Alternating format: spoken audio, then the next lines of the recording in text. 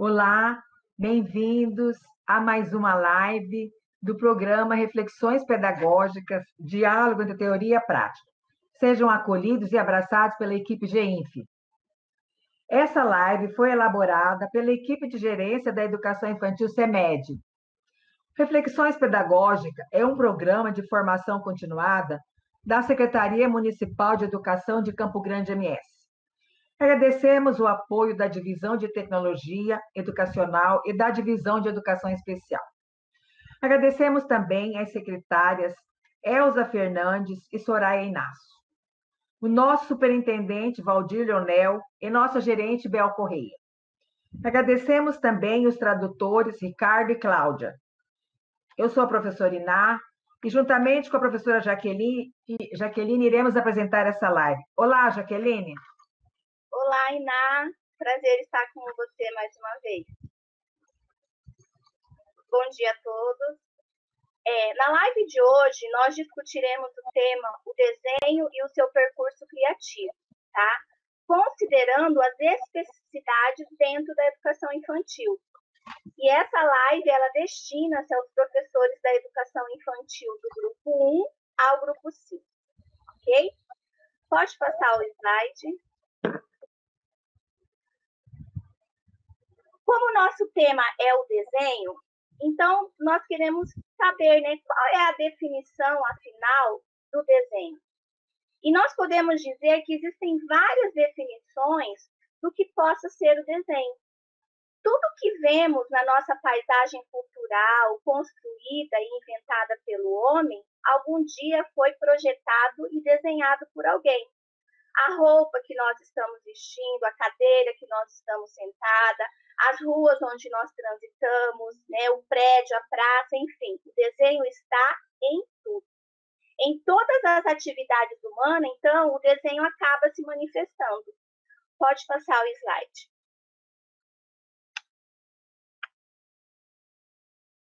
Então, nós já sabemos que o desenho, ele é uma linguagem, né? E como linguagem, esse desenho, ele tem sim um alfabeto próprio. Então, o desenho, ele comunica, ele dá sentido, ele retrata o imaginário de alguém, ele expressa sensações e sentimentos, tudo isso por meio de linhas, traçados e formas. Pode passar. Então, por isso é muito importante, dentro da educação infantil, que o desenho seja, sim, uma atividade permanente. Ou seja, ela tem que estar acontecendo dentro da escola o tempo todo. Porque desenhando, a criança se expressa, se manifesta, né? Ela vai manifestar as suas vivências, suas preferências, ela interage, ela se comunica, tá? Aqui, então, nós trouxemos para você como base, pode passar o slide, as nossas diretrizes curriculares, né? E ela fala sobre o trabalhar com as diferentes linguagens, inclusive com o desenho. E o referencial curricular da REME, né, que teve como base a BNCC, que trata dos campos das experiências, eles articulam que todo profissional que trabalha com a criança, o pedagogo, o educador físico, o professor de arte, ele pode integrar esses campos. Então, assim, o desenho é uma linguagem que deve ser trabalhada dentro da escola, mas não só por uma única especialidade, ou seja, não só pelo professor de arte, mas pelos todos os professores, eles devem explorar essa linguagem juntamente com seus alunos. Pode passar. Então, diante disso tudo, é muito importante nós considerarmos as especificidades das faixas etárias, né, para propor experiências que realmente propiciem aprendizagens para as nossas crianças. Então, diante disso, nós fizemos essa separação. Nós vamos falar primeiro sobre o foco e reflexões com crianças de 0 a 3 anos, que a Iná vai estar falando com vocês, e logo depois eu volto para a gente refletir sobre as possibilidades com as crianças maiores, de 4 a 5 anos, tá? Então, depois eu volto com você. Agora, a Iná dá continuidade. Dando continuidade ao que a Jaqueline estava falando das linguagens das crianças, eu trouxe esse poema de Lourdes Malaguzzi, onde ele fala as 100 linguagens da criança. É um poema belíssimo. Aqui eu trouxe um pedaço só dele, depois vocês podem procurar. Eu sugiro até que esse poema seja colocado na sala de aula. As 100 linguagens da criança. A criança é feita de 100. A criança tem 100 mãos, 100 pensamentos, 100 modos de pensar, de jogar e de falar. 100, sempre 100 modos de escutar, de maravilhar, de amar, 100 alegrias para cantar e compreender. Malaguzzi foi um pedagogo italiano do século XX, responsável pela abordagem de Reggio Emília, que é uma filosofia baseada na imagem de uma criança portadora de grande potencial de desenvolvimento e sujeito de diversos direitos, que cresce na relação com o outro. Em uma conferência que ele fez em 1990 na cidade de Reggio Emília, o tema foi os potenciais e os direitos da criança. Aí eu trago para vocês também esse documento, é um documento muito importante que o MEC mandou para todas a... Pode passar.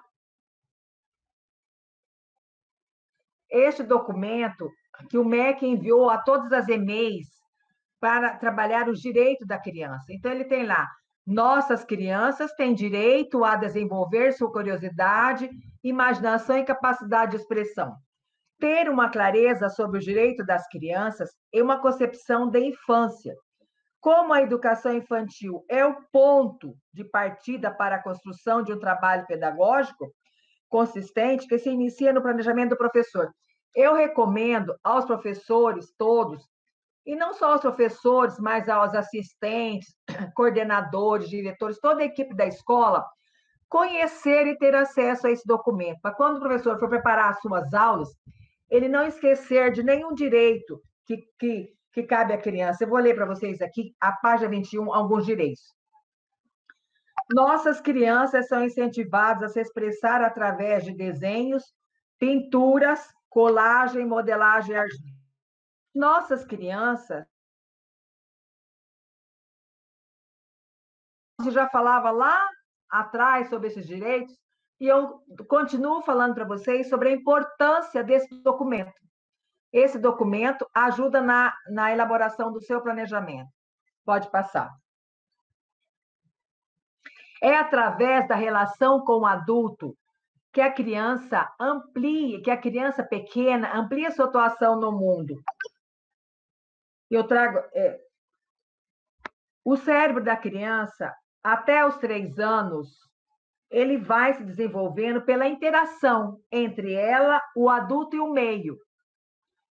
Foi comprovado pela ciência que o relacionamento com avós, professores, família é um dos melhores estímulos que a criança pode ter.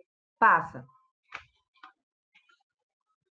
O processo de conhecimento das crianças inicia-se na exploração dos objetos e nas experiências relacionadas às situações cotidianas. Aqui nós temos um brincar heurístico, que vem da palavra grega eureka, que significa descoberta. E esse brincar, ele contribui para o desenvolvimento das habilidades. Aqui a criança brincando com tapaué, com tampa, com trigo, fazendo a bagunça dela ali, mas esse brincar, ele ajuda a desenvolver as habilidades da criança. Piaget já dizia que as crianças são pequenos cientistas. Pode passar. Aqui eu trago a Edith Derdick. O desenho é brincadeira, é experimentação e é vivência.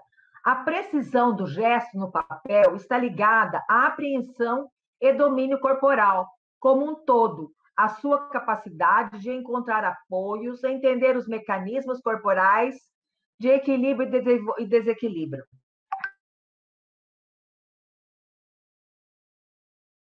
A imaginação, a cognição, a criatividade e as emoções. O desenho é uma forma de raciocinar no papel.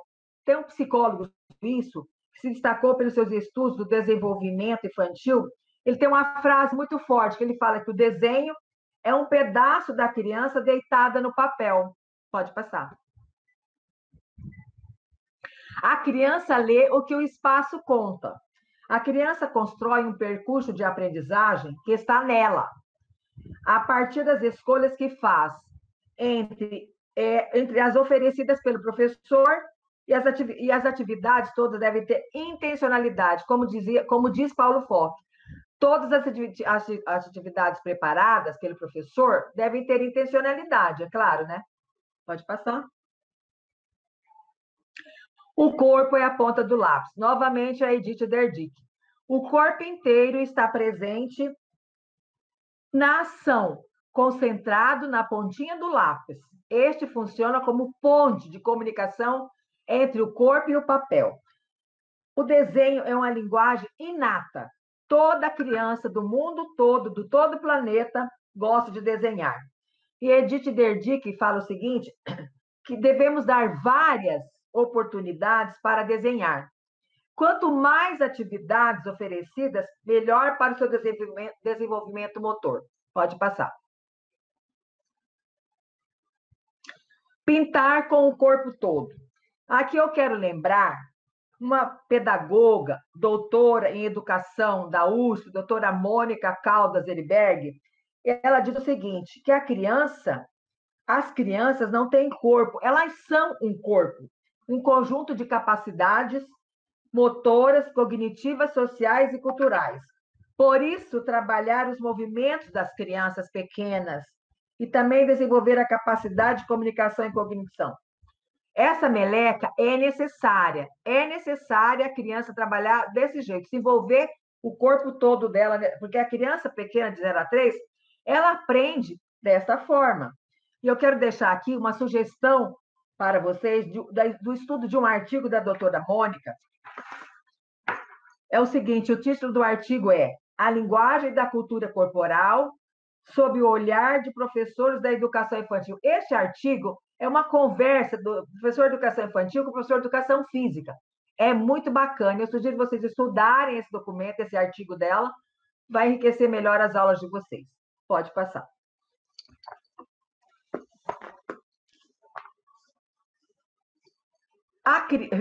Reflexões e possibilidades com criança de 0 a 3.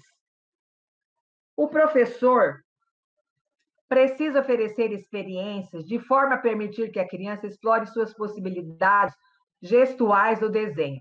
Aqui eu quero ler para vocês uma fala bem importante deste livro. Este livro vocês devem conhecer. Esse livro vocês devem conhecer. É o livro Janelas Abertas. Mundo de Janelas Abertas. Ele é escrito por pessoas de ponta, como Madalena Freire, Magda Soares, Rosa Eubelberg. E aqui ela diz o seguinte, os professores de educação infantil, eles são os grandes engenheiros de fundações, aqueles que projetam e constroem os alicerces sobre os edifícios de vida das crianças. É bem importante. Olha a responsabilidade nossa como professor. Somos, então, professores e engenheiros de fundações, né? É bem importante isso aqui, esse livro. Pode passar.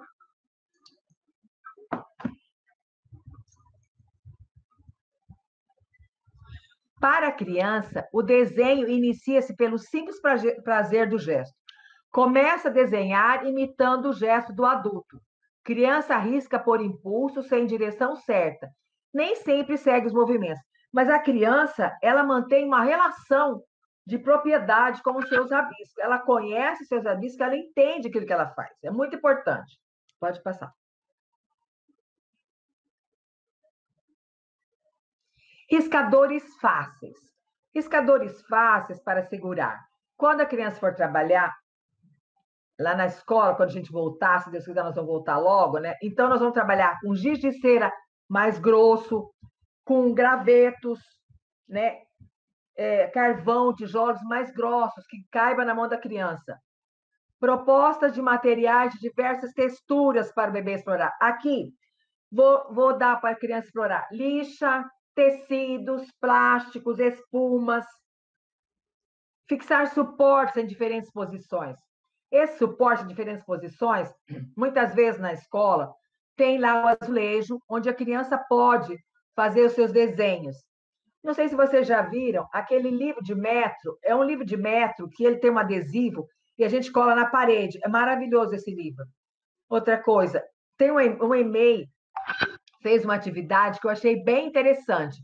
A professora colou debaixo da mesa, que ficava na varanda, uma mesa grande, ela colou várias folhas de sulfite embaixo da mesa. Aí ela colocou pedaços de giz de cera, vários potinhos com giz de cera, e foi chamando as crianças para que entrasse ali. As crianças amaram essa atividade, esse suporte diferente. Entraram ali de baixo e foram desenhando. Importante. Explorar elementos da natureza. Essa atividade da natureza não precisa de construção, porque está no DNA da criança. Valorizar essa herança, entrar em contato com barro, água, flor, folhas secas. Qual é a criança que não gosta de brincar com uma mangueira de água, uma bacia de água, com barro? Tem que deixar a criança trabalhar com isso aí, faz parte do DNA dela.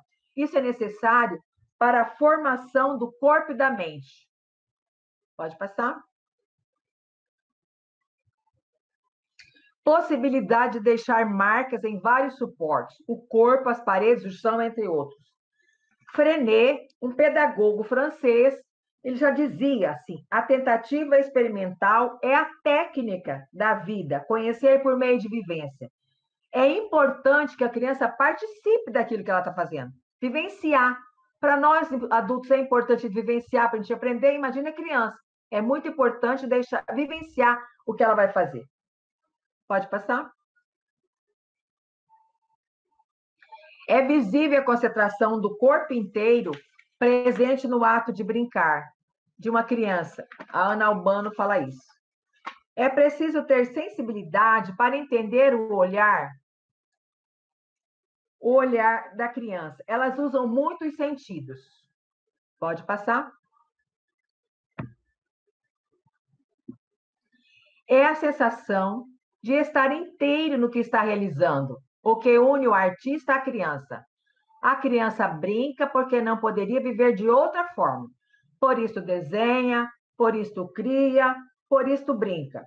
Aqui nós podemos lembrar os campos de experiências, que são eixos organizadores do currículo da educação infantil, proposto pela BNCC, que auxilia o professor a pensar sobre as experiências das crianças. Em uma atividade, podemos trabalhar mais de um campo de experiência.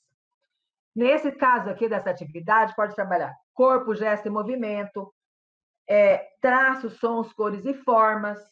Enfim, é isso. Pode passar? Valorizar as experiências mais do que o produto final. Quantidade de papel não representa a qualidade nas vivências. Então, aqui é importante o seguinte: quando você está trabalhando com a criança, vamos supor, uma pintura, deixar a criança vivenciar aquele momento, ela trabalhar e curtir aquele momento. Não apressar a criança ela trabalhar. Trabalhando com barro, deixa ela trabalhar. Deixa trabalhar esse processo. Ela está ali, vamos trabalhar ali, está desenhando, vamos desenhar. Vamos aproveitar aquele momento. Depois você vai, se for um desenho, você vai colocar numa estética bonita na escola, num lugar bonito, visível, para a comunidade apreciar, para os alunos enxergarem a sua obra de arte. E isso é importante valorizar isso aí. Sempre colocar o trabalho à exposição, nunca guardar os desenhos das crianças, nada disso, sempre guardar, deixar para a comunidade olhar, chama os pais para os pais valorizarem, olhar o desenho das crianças, né? É sempre colocar em lugar de destaque. Certo? Pode passar. Agora, eu chamo a Jaqueline para continuar nas possibilidades de 4 a 5 anos. Depois eu volto com vocês, ok? Obrigada, Iná. Bom, então nós já vimos que as crianças, né, desde muito pequenas, elas se expressam através dos gestos, né, do próprio corpo. Então ela usa o corpo para elas manifestarem as suas vontades, os seus desejos. Então elas estão sempre se expressando. E aí, a partir do momento que essa criança bem pequena, ela já consegue segurar um lápis, uma caneta, um giz, elas já começam também a se expressar no papel, né? E ainda que para nós adultos, né, esses desenhos, esses rabiscos pareçam assim algo indecifrável, né? A gente olha, parece que a gente não está entendendo nada, parece que aquilo não é nada. Mas ainda que esses primeiros rabiscos pareçam algo indecifrável, é muito importante nós entendermos que eles já vêm sim carregados de significado, né? Ainda que a criança desenhe pelo prazer do movimento, porque a criança ela sente prazer em movimentar os braços, né, as mãozinhas, em perceber que quando elas fazem esse movimento, elas deixam registros no papel, né? É uma atividade prazerosa para ela, mas isso não é só uma atividade sensório-motora, porque com o tempo esses rabiscos eles vão ganhando o quê? Complexidade, né? Então o desenho ele vai evoluindo conforme o desenvolvimento das crianças. Eles vão ficando mais ricos de detalhes, clareza, aproximação da realidade. As figuras vão ficando mais complexas e mais detalhadas, né? Então a criança vai desenvolvendo e nós também vamos percebendo nos seus desenhos esse desenvolvimento. Pode passar. Então, pode passar o slide. Então, diante desse contexto, é muito importante o papel do professor, que é o de estimular o senso de observação da criança, levar a criança a observar. Ora, mas a criança, ela já é uma observadora nata, porque a criança, ela é curiosa, né? Ela observa tudo. Mas o professor, o papel dele é trabalhar esse olhar da criança, esse olhar de observação da criança. Porque quando a criança ela observa, ela vê coisas, quanto mais ela percebe, mais ela observa, ela vai internalizando experiências, né? E ela vai adquirindo um repertório que vão ser expressos em algum momento através dos seus desenhos. Então, levar essa criança a observar a paisagem, o contexto social, tudo ao seu entorno, né? Então, ela vai adquirindo essa bagagem, internalizando essas informações e vai expressando através dos seus desenhos. E a proposta contemporânea do desenho cultivado é justamente isso: instigar a criança partindo do conhecimento que ela vai adquirindo na sua relação com o mundo.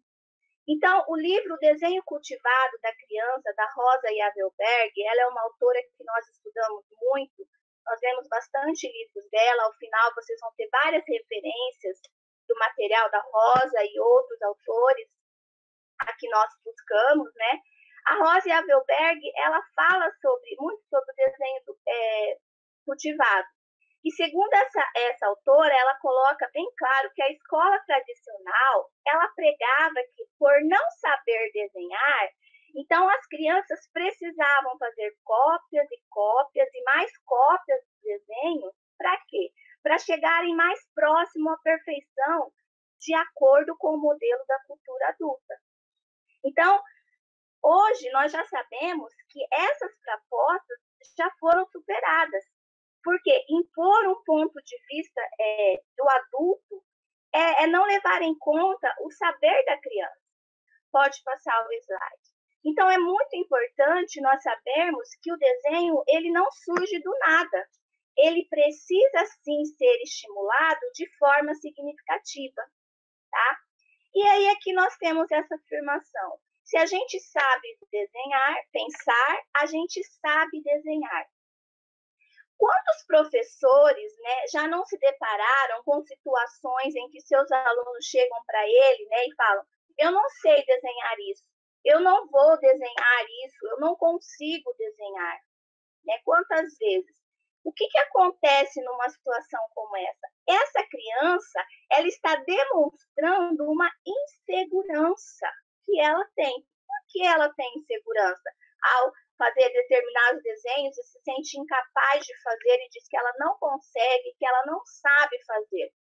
Isso acontece geralmente porque essa criança ela não tem informações a respeito desse objeto que ela quer desenhar, né? Então, nesse caso, o professor ele poderá ajudar essa criança estimulando ela a pensar sobre esse determinado objeto, animal, pessoa, o que for que ela esteja querendo desenhar, né? Então, por exemplo, se a criança quer desenhar um leão e ela fala, eu não sei desenhar um leão, eu não vou dar conta de desenhar um leão, o professor deve instigar, levar essa criança a pensar na figura do leão, ou seja, visualizá-lo mentalmente. Como é esse leão? Ele é grande, ele é forte. Mergulhar na imagem do leão, que é o exemplo que eu estou trazendo aqui para vocês. A partir daí, segundo essa autora, a criança ela vai, quando ela começar a desenhar, as mãos dela vão obedecer à cabeça. Então, é muito importante esse entendimento. Um desenho, ele não surge do nada, ele precisa ser estimulado de forma significativa. Então, é importante privilegiar essa reflexão e essa recriação. Então, por exemplo, quando uma criança quiser traçar uma flor, essa criança ela já deverá ter como referência diversos modelos e tipos de flores que ela já viu em algum momento, ou ao vivo, ou em obras de artes, né?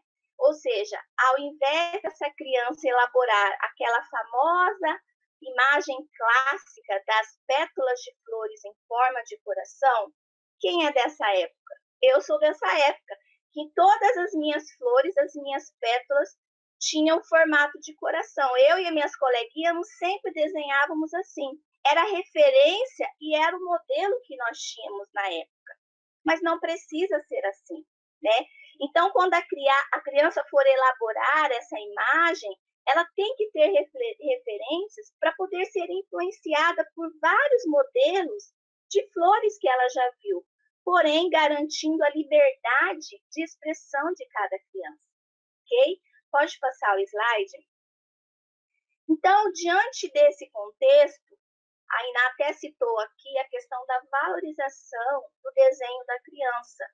E incentivar e valorizar o desenho da criança é, sim, muito importante, sem fazer julgamentos, sem dizer que está feio, que está bonito, que está errado, né? Então, é algo que os autores têm colocado bastante, né?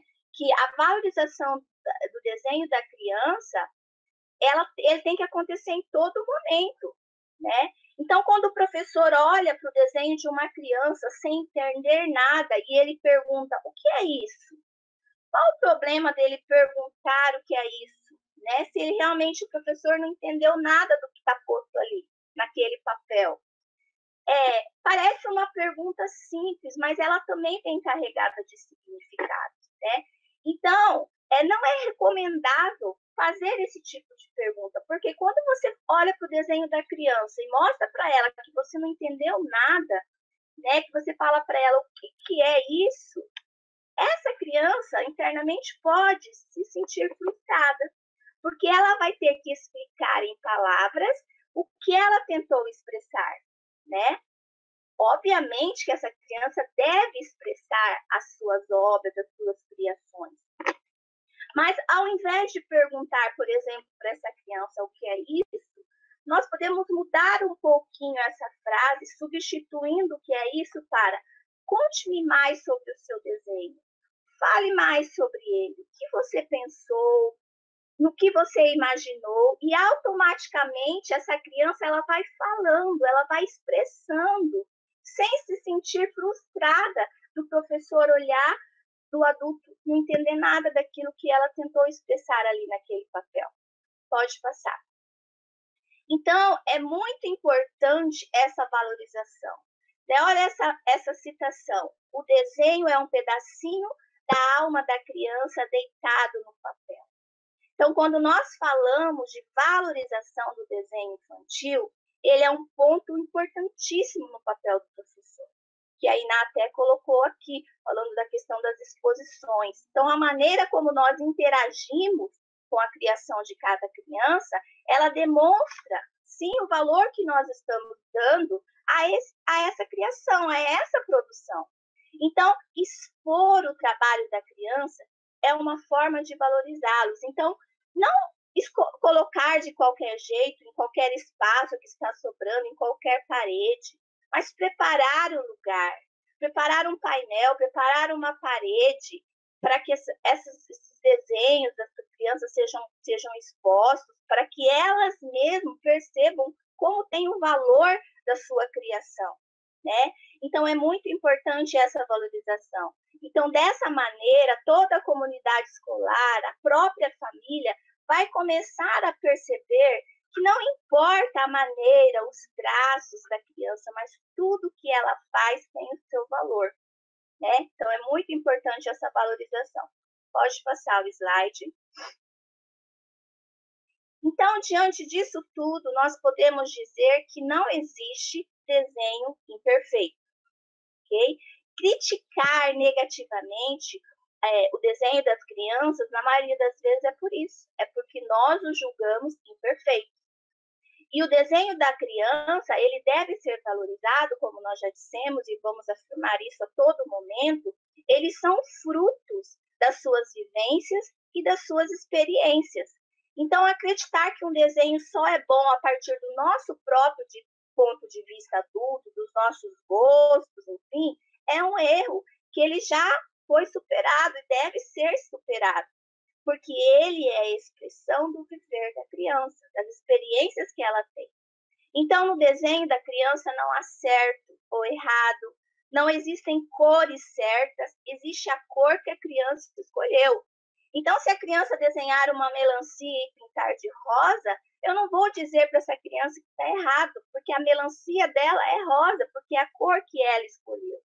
Então, não existe feio, não existe bonito, existe o desenho, uma criação de uma criança. E até porque o desenho ele não tem que ser uma cópia da realidade, de jeito nenhum. Até porque o conceito de feio e bonito, ele é diferente para as pessoas. O que é bonito para você pode ser feio para mim e vice-versa. É o olhar das pessoas, né? Tudo está no olhar, a maneira como nós vemos. Então, nós não podemos fazer esse tipo de julgamento, nem valorizar de acordo com o gosto pessoal. Então, assim também, como não é recomendável apresentar às nossas crianças obras de artes com base na estética do bonito ou feio. Então, não é papel da escola fazer esse tipo de avaliação, né? Nesse mesmo critério. Inclusive, esse tipo de avaliação pode causar essa inibição, essa frustração nas nossas crianças. E a melhor forma de nós interagirmos com essa criança, né? A melhor forma de acompanhar os avanços dos nossos pequenos é evitar comparações entre eles e, muito importante nesse processo, observar o percurso de cada criança, né? Os avanços, as progressões, ou seja, os elementos novos que a criança vai colocando ali nos seus desenhos. Quer dizer, elementos que não existiam antes, que passam a aparecer nos desenhos das crianças. E um excelente caminho para fazer as crianças progredirem, avançarem, está no planejamento, né? Planejar atividades que ajudem a desenvolver o olhar da criança, né? De como observar as coisas, os ambientes, fotos, imagens, né? De computador, apresentar artistas, obras de arte e, obviamente, oferecer uma ampla gama de materiais. É muito importante, né? Quando a gente fala em materiais dentro da instituição escolar, às vezes a gente até um gelo na nossa barriga, né? A gente fala de recursos, de materiais. E a gente sabe das dificuldades, principalmente dentro de uma rede pública, mas nós sempre temos alguma coisa, né? E nós sempre podemos ser criativos também, usar nossa criatividade. E é muito importante, ainda que muitas vezes os recursos sejam escassos, mas a gente não pode deixar de falar da importância de oferecermos para nossas crianças uma diversidade de materiais, né? Então, é muito importante disponibilizar não só o papel, um lápis de cor, né? Mas materiais diversificados para elas explorarem, né?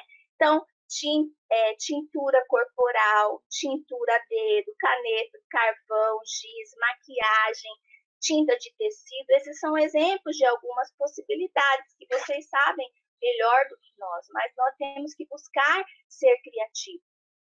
Pode passar o slide. E aí nós fazemos essa pergunta, né? Então, se nós falamos que o desenho é uma expressão da criança, é fruto das suas vivências, suas experiências, intervir ou não no desenho dessa criança. Então, nós não podemos intervir no desenho dessa criança, então qual seria o papel do professor, né?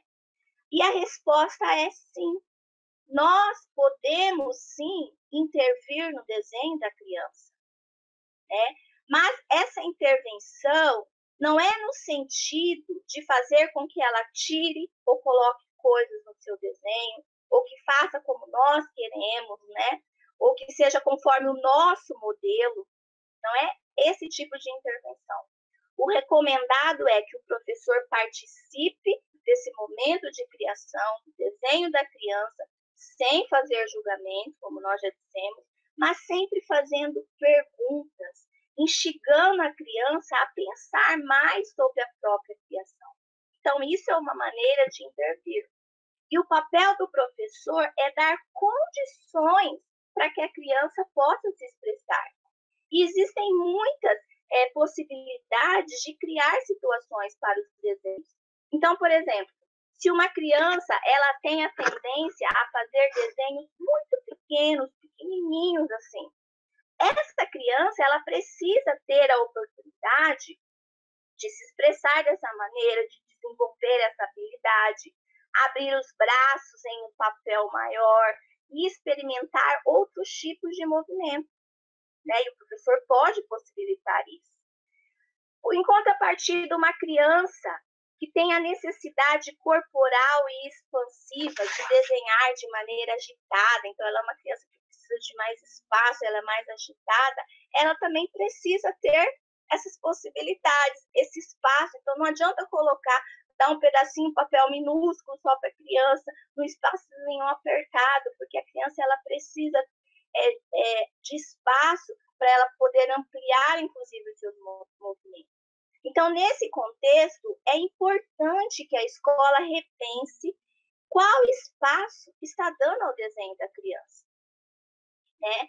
E muito importante, o primeiro passo diante disso tudo é entender que na educação infantil o desenho não deve ser considerado como uma preparação para a escrita, porque o desenho ele tem um valor em si mesmo, né? Então, a escola ela é um desses lugares onde as crianças podem e devem ter contato com outras referências culturais, diferentes às quais ela já está acostumada, né? A televisão e a internet, basicamente. Então, dessa forma, as nossas crianças, ela vai saber que começar a escrever não significa deixar de desenhar. Quer dizer, uma coisa não anula a outra. Então, é muito importante a intervenção e o planejamento do professor. Né? O que seria o planejar? O professor vai planejar antevendo as possibilidades, pensando nas situações que podem surgir. Então, o professor ele precisa pensar nessas condições que ele deverá criar para que aconteça o movimento das aprendizagens das nossas crianças, dos nossos alunos. Pode passar. Aqui nós trouxemos esse artigo. Então, as diretrizes curriculares, elas trazem uma noção de currículo muito importante, né? Então, quando a diretriz, ela assume as nossas crianças como um sujeito biologicamente cultural que tem uma predisposição e um ímpeto por aprender. Então, esse ímpeto por aprender é algo nato nas crianças. A vontade, o desejo de aprender, de conhecer coisas novas. É uma condição interna das crianças, do ser humano, né? Mas essas condições internas, elas precisam ser negociadas com as condições externas, né? E é nessa interação que acontece a aprendizagem. Né? Nessa interação entre as condições internas do ser humano e as condições externas que são oferecidas para ele.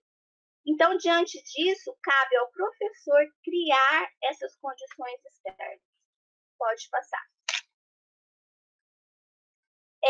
Aqui, vocês vão observar nessa tela essa imagem, que é uma obra do Paulo Picasso, é um autor muito conhecido, um pintor, um escultor, né, de renome internacional, muito conhecido com obras famosas. E aqui nós trazemos para você essa imagem de uma tela de Pablo Picasso, conhecida como As Etapas do Touro. E ao observarmos essa imagem, o autor ele mostra 11 estágios de uma mesma gravura. Porque agora nós queremos trazer para você algo muito importante também, um assunto importantíssimo dentro da educação, dentro do ensino, dentro da instituição escolar e com relação aos desenhos das nossas crianças. Então, quando você observa essas imagens, então nós vemos imagens de touros, alguns mais elaborados, alguns traços mais simples, parecendo até mesmo o desenho de uma criança. E ao observarmos todas as etapas dessa imagem desses touros, qual deles nós diríamos que foi a produção final de um desenho de um adulto? E apesar do último desenho, né, que nós temos aí, parecer-se com o desenho de uma criança, na verdade, ele é o resultado final do trabalho de um adulto, de uma pessoa adulta. Mas por quê? O que nós queremos dizer com isso? Nesse caso, Pablo Picasso, ele queria desenhar o seu touro. Algo que tivesse a sua marca, a sua cara, a sua identidade. Ele não queria outro touro, ele queria desenhar o touro dele, né? Algo que fosse genuinamente dele, criado por ele. E é isso que nós chamamos de desenho sem estereótipo, que é o assunto que nós queremos tratar agora com vocês. Pode passar o slide, por gentileza. Então, o que vem a ser o desenho estereotipado? Em poucas e simples palavras, nós podemos dizer que o desenho estereotipado é aquele que tenta ser a cópia tal e qual de algum objeto. Nesse tipo de desenho não existe a marca pessoal, existe simplesmente a tentativa de se fazer uma cópia. Então, nesse tipo de desenho, qual que é o problema de desenhar, fazer um desenho assim? O desenho estereotipado, nesse tipo de desenho, a criança não desenvolve o seu processo criativo. E o que nós queremos que as nossas crianças desenvolvam? O processo criativo dela. E nesse tipo de desenho, isso não vai acontecer. Então, preencher desenhos com cores pré-determinadas ou reproduzir a cópia de uma imagem, ela não estimula o imaginário da criança, né? Não aflora as experiências dessa criança. Então, quando nós oferecemos para as nossas crianças imagens infantilizadas para serem coloridas, nós devemos fazer uma pergunta. E a pergunta seria, o que nós queremos? Qual é o nosso objetivo com isso? Quais habilidades, quais competências nós estamos querendo que as nossas crianças desenvolvam? É muito importante, né? Quando nós fazemos um planejamento, nós pensamos nisso. Bom, eu quero que as minhas crianças desenvolvam nesse processo, desenvolva tal habilidade, não é assim? E quando você oferece um desenho estereotipado, qual competência, qual habilidade você está querendo que elas desenvolvam? De quais conhecimentos essas crianças estão se apropriando? Porque essas atividades, elas estão dizendo que as nossas crianças são incapazes de produzir. Porque se elas têm que apenas reproduzir algo pronto, fazer igualzinho, então quer dizer que elas não são capazes de produzir. Então, o problema com os padrões estereotipados é que elas podam essa capacidade de imaginação das nossas crianças. Então, diante disso, a criança ela precisa ser estimulada a deixar a sua marca pessoal nos seus desenhos, para que eles realmente sejam a expressão das vivências dessas crianças. Então, pintar desenhos prontos, eles não promovem esse desenvolvimento e essa criatividade nas nossas crianças. Então, esse seria um problema. ok? Pode passar o slide? Então, diante disso, nós trouxemos aqui para vocês, vamos falar um pouco de algumas propostas que favoreçam as aprendizagens e o desenvolvimento do desenho na escola ou em outros espaços educativos, né? Nós vamos falar sobre 3 tipos: o desenho de memória, o desenho de imaginação e o desenho de observação. Existem muitas outras propostas, como nós não temos nem tempo hábil para falar sobre isso. Hoje nós vamos estar trazendo essas 3 propostas de desenho para vocês. Pode passar. A primeira proposta é a do desenho de memória, né? Então, o desenho de memória, o que nós podemos dizer sobre ele? Ele é um ótimo recurso para estimular a experiência estética da criança, né? Então, a criança, nesse tipo de proposta, ela vai colocar no desenho o que ela vê, como ela vê, mas, sobretudo, como ela interpreta o que ela vê. Então, nesse tipo de desenho, de proposta, a criança ela coloca nos seus desenhos aquilo que ela deseja evidenciar, destacando os detalhes que, para ela julga mais importante. E, obviamente, não podem faltar nesse desenho. Então, a criança ela vai desenhar imagens guardadas na mente, por exemplo, e lembrar de algum evento ou uma situação que marcou, que ela gostou, o que ela quer repetir, e ela vai desenhar.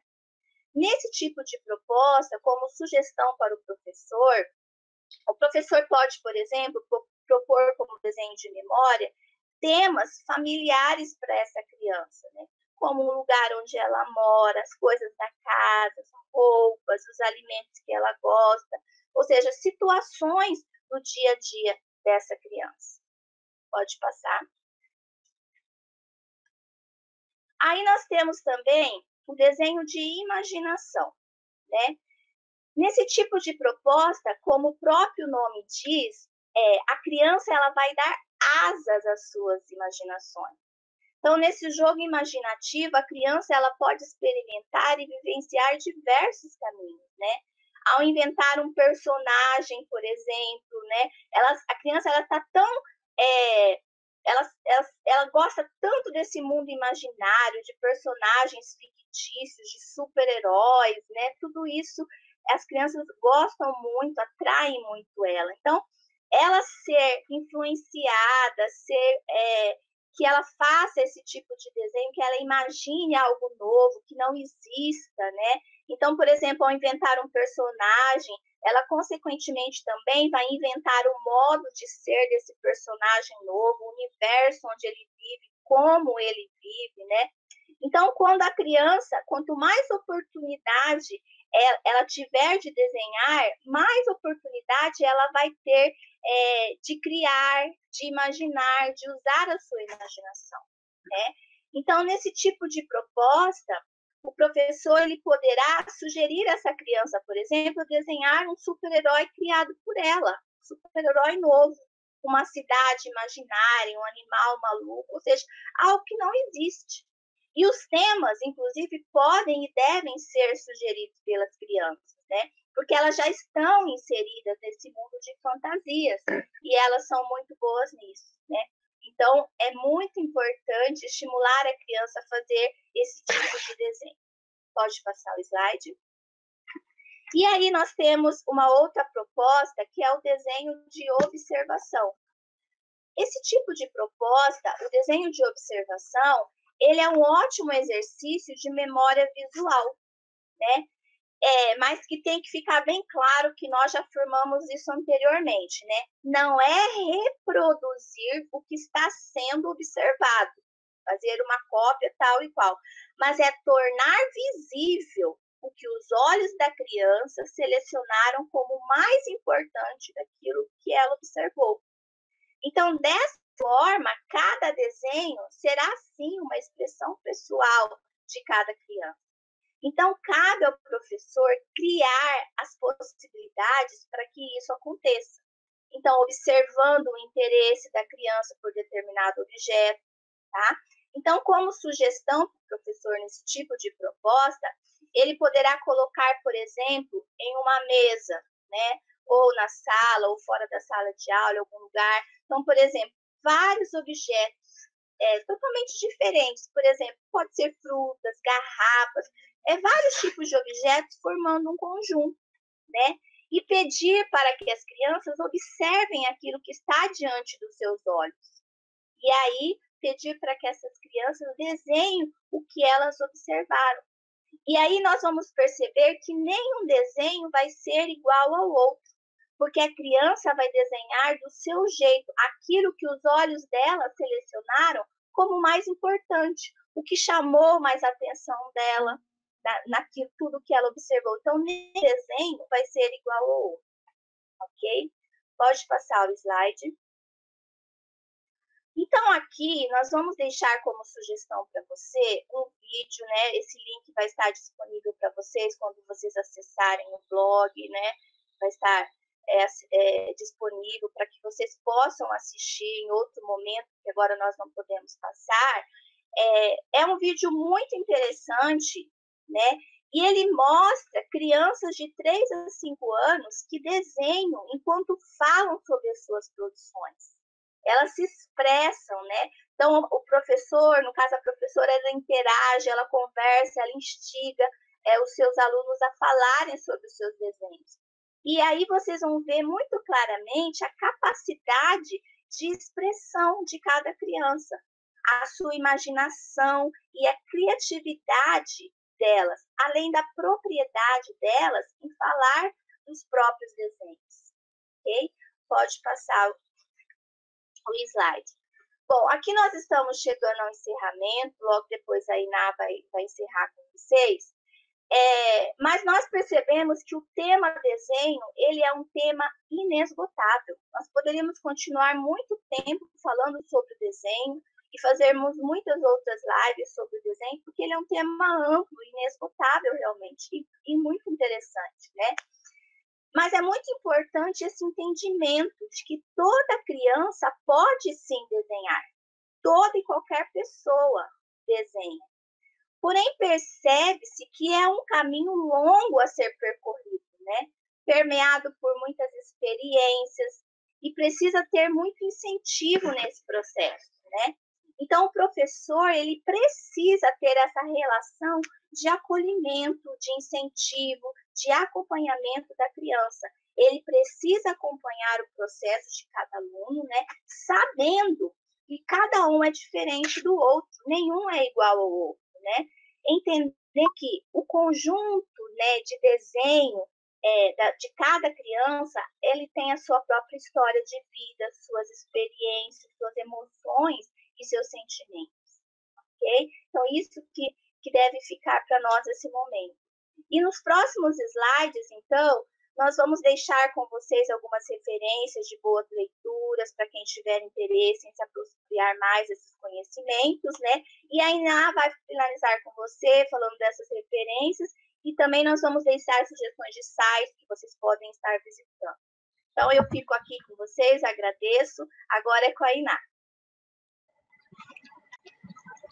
Olá. Então, eu não poderia deixar de completar aqui uma situação. Esse livro aqui que nós colocamos na referência, Como eu ensino desenho na educação infantil, logo no começo, a Jaqueline falou sobre a importância do desenho no comecinho, o desenho. Só que daí a Rosa e a Velberger, que é essa autora maravilhosa, ela vem falando o seguinte, que o interesse pelo desenho infantil e a sua valorização são recentes na história do ensino. Antigamente não tinha isso. Tanto é que nós temos pouca documentação de desenhos infantis antigos. Mas alguns estudiosos dessa história nos brindam com exemplos maravilhosos de um passado pouco registrado. Então é importante que a gente conheça esse material, para a gente beber dessa fonte e saber como aconteceu tudo isso. Esse livro aqui, que nós trabalhamos muito com ele, é muito importante. Eu quero ressaltar também a Edith Ederdick. Eu gosto muito dessa autora. Olha o título dela. Formas de pensar o desenho. Aqui é uma artista educadora que vocês vão encontrar muitas situações para vocês estudarem, discutirem, para ampliar o conhecimento sobre o desenho para a nossa criança. Que o desenho, como a Jaque já disse, é um tema imenso, você pode falar muito dele. Essas revistas aqui, que nem está lá na referência nossa, é do Instituto Avisa Lá. Esse Instituto Avisa Lá, ele dá formação para professores, e na escola de vocês, nas EMEIs, deve ter esse material, quer ver? Olha o que traz aqui. Olha que interessante. A água desenha. A água desenha. Entenderam? Então, são situações, são fontes interessantes para nós, como professores, buscarmos para enriquecer o nosso material. Eu não poderia deixar de falar também, voltando com esse material aqui, ó, que é Janelas Abertas, porque esse material ele está afinado com a BNCC, tá? Principalmente quando você for trabalhar campo de experiência. Ele está falando, ele fala também quem é a nossa criança. Então é bom estudar. Nós temos que estudar para melhor fazer o nosso trabalho. Sem comentar, Malaguzzi, né? Malaguzzi. Daqui que eu tirei as 100 linguagens da criança. Malaguzzi é maravilhoso.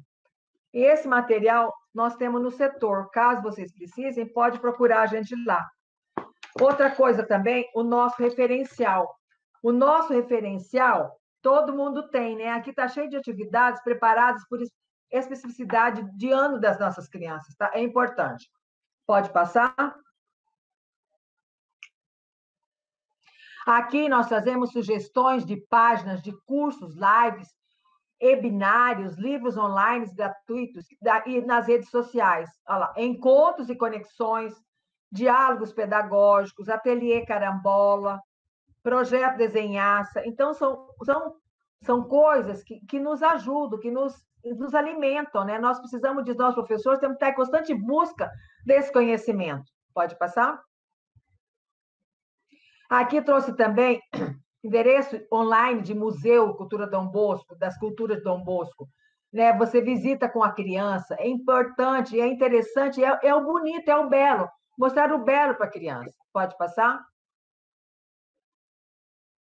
Aqui também outro endereço. Museu Pinacoteca de São Paulo, Oscar Niemeyer. Pode passar? Aqui também tem o Museu do Rio de Janeiro, antes do incêndio, claro. Aqui o outro Museu do Rio de Janeiro. Pode passar? Pode viajar com as crianças. Aqui, entrar na Casa de Cora Coralina, Casa de Guimarães Rosa, Museu Casa Portinari, que Portinari ali é maravilhoso para trabalhar também com as crianças, né? Museu Casa Frida Caio, entendeu? Pode passar? Antes de encerrar, eu quero encerrar a minha fala com a fala da artista plástica Esther Barbieri, que nós usamos muito essa artista na nossa fala, a Jaque usou bastante na fala dela. Eu quero encerrar com a fala da Esther Barbieri, que ela fala o seguinte: temos que ter cuidado, pois uma programação para a primeira infância tem que ser uma programação que não banalize ou minimize a complexidade onde estão imersas as crianças pequenas. As crianças pequenas, elas são importantes, são complexas, e nós temos que prestar atenção naquilo que fazemos, no planejamento que fazemos. Por isso, buscar conhecimento constante para enriquecer nossas aulas e não perder de vista o direito da criança. Um abraço a vocês e aqui está o nosso muito obrigada. Obrigada a todas e a todos. Até a próxima. Um abraço e até a próxima. Estamos lá na GEINF, qualquer coisa que precisar, estamos às ordens para ajudá-los. Um beijão, pessoal.